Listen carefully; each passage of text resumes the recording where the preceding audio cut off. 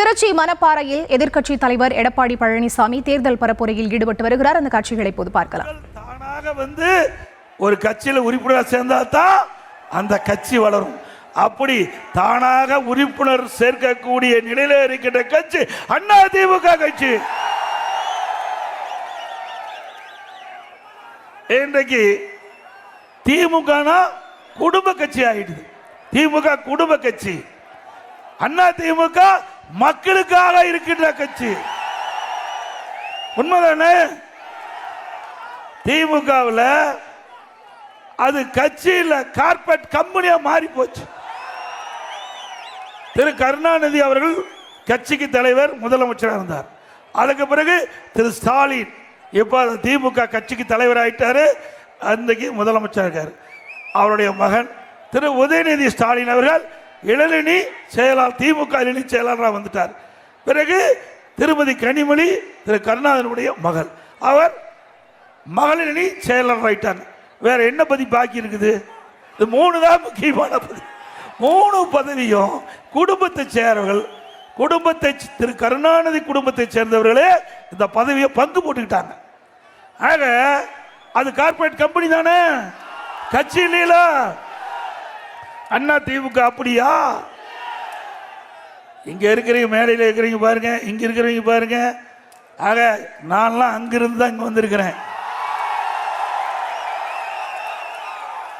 நான் ஒரு கிளைக்கழக செயலாளர் இருந்து தலைவர்கள் பேச்சை கேட்டு கட்சிக்கு விசுவாசமா இருந்து மக்களுக்கு சேவை செஞ்சு உழைப்பால் இன்றைக்கு உங்களுடைய ஆதரவால், நிர்வாகியால் இன்றைக்கு அனைத்து இந்திய அண்ணா திராவிட முன்னேற்ற கழகத்துடைய பொதுச் செயலாளராக நீங்க இந்த வாய்ப்பை கொடுத்திருக்கிறீங்க. திமுக இந்த வாய்ப்பு கிடைக்குமா? இதுதான் அண்ணா திமுகவுக்கு திமுகவுக்கும் உள்ள வித்தியாசம். அண்ணா திமுகவை பொறுத்த வரைக்கும் ஜனநாயகம் உள்ள ஒரு கட்சி, திமுகவை பொறுத்த வரைக்கும் அது ஒரு குடும்ப கட்சியாக மாறிவிட்டது என்பதை நேரத்தில் தெரிவிக்கிறேன். திரு ஸ்டாலின் எப்பொழுது வைத்தாலும் பேசுறார், திராவிட முன்னேற்ற கழகத்தில் உழைக்கின்றவர்களுக்கு மரியாதை கிடைக்கும் என்று.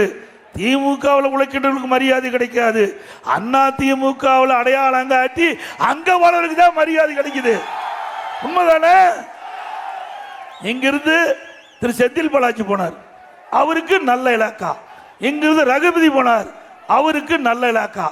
இப்படி அந்த அமைச்சரவையில் பார்த்தீங்கன்னா 8 அமைச்சர் அண்ணா திமுக இருந்து போயிருக்கிறாங்க.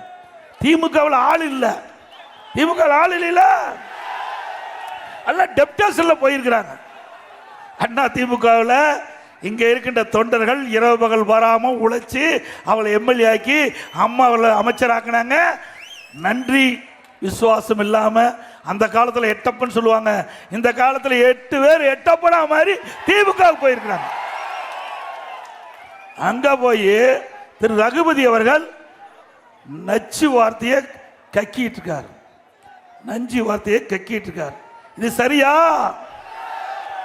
அண்ணா திமுக காரன் உழைப்புல நீங்கள் எம்எல்ஏ ஆனீங்க, அண்ணா திமுக அரசாங்கத்தில் நீங்க அமைச்சராக இருந்தீங்க, மறந்துடாதீங்க. திரு ரகுபதி அவர்களே, அண்ணா திமுக என்ற கட்சி இருந்தனாலதான் இந்த ரகுபதி என்ற ஒரு அடையாளம் காட்டியிருக்கிறாங்க நாட்டு மக்கள். நன்றி மறப்பது நன்று, நன்று அல்லது அன்றே மறப்பது நன்று என்று 2000 ஆண்டுகளுக்கு முன்பே ஐயன் திருவள்ளுவர் சொல்லிட்டு போயிருக்காரு. இதெல்லாம் இவருக்கு தான் பார்த்து சொல்லியிருப்பாரு நினைக்கிறேன். அந்த காலத்திலேயே இப்படிப்பட்ட ஆளுகள்லாம் எதிர்காலத்தில் வருவாங்கன்னு எண்ணி அந்த காலகட்டத்தில் 2000 ஆண்டுக்கு முன்பே இப்படிப்பட்ட அற்புதமான கருத்துள்ள குரலை ஐயன் திருவள்ளுவர் நமக்கு அளித்து விட்டு சென்று கண்டார். ஆக துரோகிகளை பற்றி கவலைப்பட வேண்டிய அவசியமே இல்லை. நமக்கு தொண்டர் நிறைந்த கட்சி, தொண்டர் இந்த கட்சிக்கு வருவார்கள். மாண்புமிகு அம்மா அவர்கள் தெரிவித்தார்கள் சட்டமன்றத்திலே, எனக்கு பின்னாலும் 100 ஆண்டு காலம் அண்ணா திமுக தொடரும். அதன் அடிப்படையில் தான் உங்களால் எங்களை கட்சி நிர்வாகிகள் நான் பொதுச்சாயக்கணும். இப்படி மாறி மாறி அண்ணா திமுகவுக்கு கட்சி தலைவர் வந்து கொண்டு இருப்பார்கள். அது அண்ணா திமுக மட்டும்தான் முடியும்.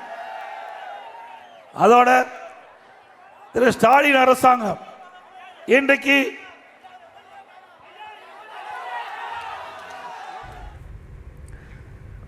திரு திருச்சி மாவட்டம் மணப்பாறை சட்டமன்ற தொகுதியில் அதிமுக பொதுச் செயலாளர் எடப்பாடி பழனிசாமி தற்போது தேர்தல் பிரச்சாரம் மேற்கொண்ட காட்சிகளை நேரலையாக பார்த்தோம்.